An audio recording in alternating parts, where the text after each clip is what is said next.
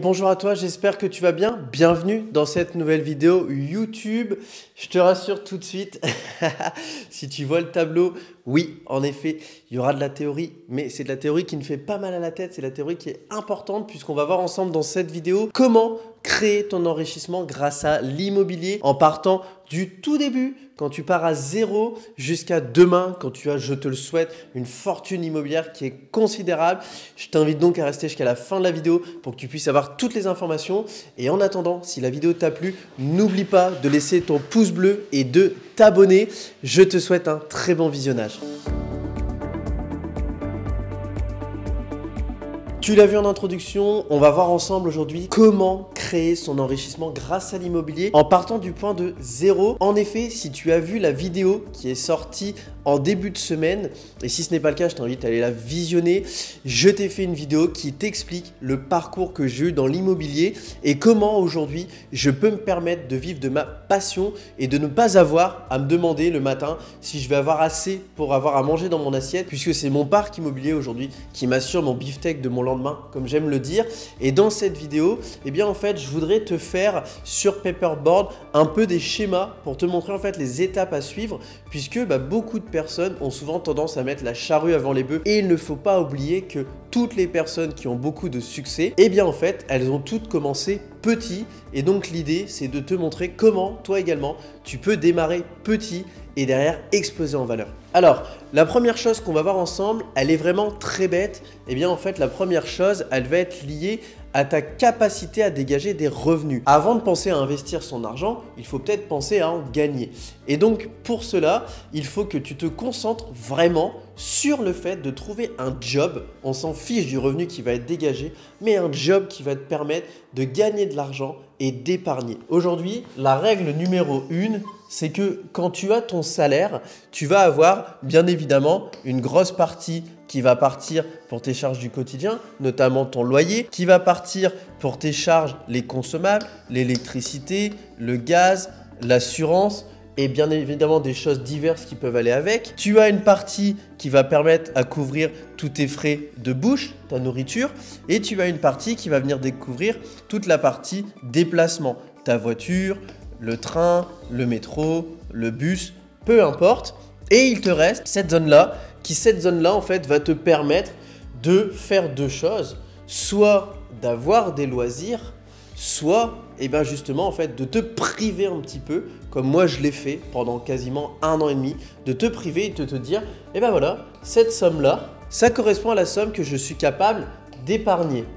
Maintenant, moi je le dis toujours, le but c'est de vivre en corrélation avec son train de vie, parce que ici, si tu gagnes le SMIC et que ton loyer il fait 600 €, c'est compliqué d'avoir un loyer qui fait 50% en fait. Ton loyer il est plus ici, ton loyer il est là complètement. Donc tu ne pourras pas épargner. Donc la première chose, c'est d'avoir un style de vie qui est cohérent avec ton salaire. Et c'est pour ça que je le dis toujours aux gens, essayez dans l'idéal d'avoir un loyer qui représente maximum 30% de vos revenus. Tu gagnes 1200 €, ton loyer fait 400 €. Tu gagnes 1500 €, ton loyer fait 500. À partir de là, on garde une cohérence. Et le loyer plus les charges, ça va représenter à peu près 40% de ton salaire.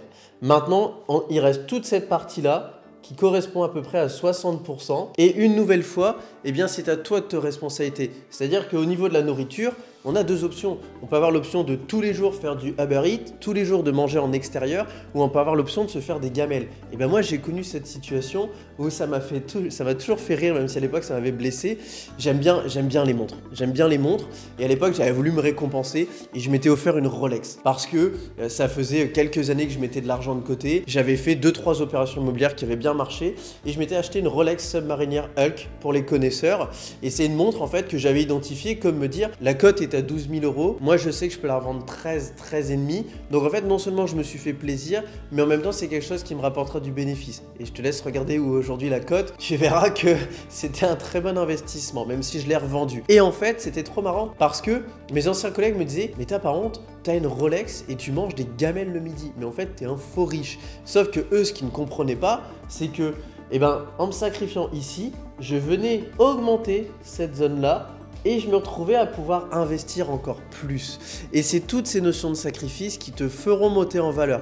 Pareil, si tu as vu la vidéo de début de semaine, ici, tu sais très bien que j'avais une voiture que j'avais achetée neuve au garage, que j'avais financée à crédit et que j'ai revendue et que j'ai sacrifié par une voiture qui valait 10 fois moins cher, qui était pourrie, mais qui m'a permis justement de faire exploser ma partie épargne et de faire exploser mon parc immobilier. Maintenant, dans ton épargne, il y a une chose qui est fondamentale, c'est bien évidemment de faire la différence entre l'épargne de précaution et l'épargne de l'investissement. Parce que je le dis toujours, l'investissement, c'est l'argent qu'on n'a pas peur de perdre. C'est-à-dire que la règle numéro 1, c'est vraiment la règle numéro 1, tu dois définir quel est le seuil psychologique que tu veux avoir de côté en cas de pépin. C'est-à-dire que moi, c'est très simple. Aujourd'hui, mon seuil psychologique, il y en a deux.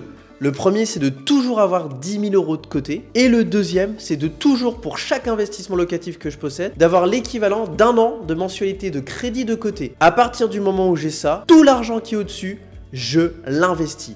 Je l'investis. Aujourd'hui, tu le sais, si tu veux investir, tu as plusieurs solutions qui s'offrent à toi. La première, elle est simple, la bourse. La deuxième, c'est la grande mode, c'est les crypto-monnaies. Ça, je vous le dis, c'est du bullshit. Pourquoi c'est du bullshit? C'est du bullshit parce qu'aujourd'hui, quand tu mets 1 € dans la bourse ou dans la crypto-monnaie, c'est 1 € et c'est disparu. Tu ne retrouveras pas ton argent. Pourquoi? Parce que si tu le retrouves, bah oui, tu auras eu des gains. Mais ton gain sera corrélé sur l'argent que tu as investi. L'immobilier, c'est différent. Tu vas voir la banque, tu lui dis « je vous mets 1 € sur la table », elle te prête 10 000. Voilà. Le ratio, il est énorme. C'est grâce à ça que justement, tu peux t'enrichir très fortement. Parce que quand ici, tu capitalises sur 1 €, l'immobilier, tu capitalises sur 100 fois, sur 1000 fois plus. C'est pour ça que tu dois vraiment te concentrer sur l'immobilier. Et ça, les bourses et les cryptos, ça viendra dans un second temps. Aujourd'hui, j'en possède. Aujourd'hui, je commence à en acheter. Mais ça a commencé seulement 3 ans après la mise en place de mon premier projet. Il faut y aller étape par étape. Maintenant, on arrive donc justement à l'immobilier. L'immobilier, c'est le tremplin. C'est vraiment l'immobilier qui va venir t'enrichir. Au niveau de l'immobilier, ce qu'il faut que tu retiennes, c'est que justement, tu vas investir en corrélation avec ton salaire. C'est pour ça que ceux qui commencent à investir dans l'immobilier, ne quittez pas trop tôt votre travail. Combien de clients je vois que l'on reçoit qui ont constitué des parcs immobiliers, qui ont pourtant 4, 5, 6, 7 biens immobiliers, mais qui, parce qu'ils ont créé leur travail et n'ont pas mis de nouvelles activités en place, ne sont plus finançables. C'est un paradoxe, mais ils ne sont plus finançables. Parce que l'immobilier, avant tout, c'est une solution d'enrichissement à travers de l'investissement et non pas un deuxième salaire ou un premier salaire. Ça viendra dans des années. Maintenant, on arrive à l'étape qui est l'étape la plus intéressante. C'est « Ok Victor, j'ai défini mon seuil psychologique, je sais que j'ai autant de côté, je sais que tout ce qui est au-dessus, je peux l'investir. Maintenant, quelle est la nouvelle étape ?» Eh bien, la nouvelle étape, elle est simple, c'est celle-ci. C'est-à-dire qu'on va prendre ton salaire. Par exemple, on va prendre des chiffres ronds, 1 500 €. La banque va te prêter l'équivalent de 33% de cette somme. On va faire simple, on va dire que la banque te prête 500 €. Aujourd'hui, 500 €, c'est simple, sur 20 ans, avec les taux actuels qui sont à peu près autour des 1,10, la banque, elle va venir te prêter 100 000 €.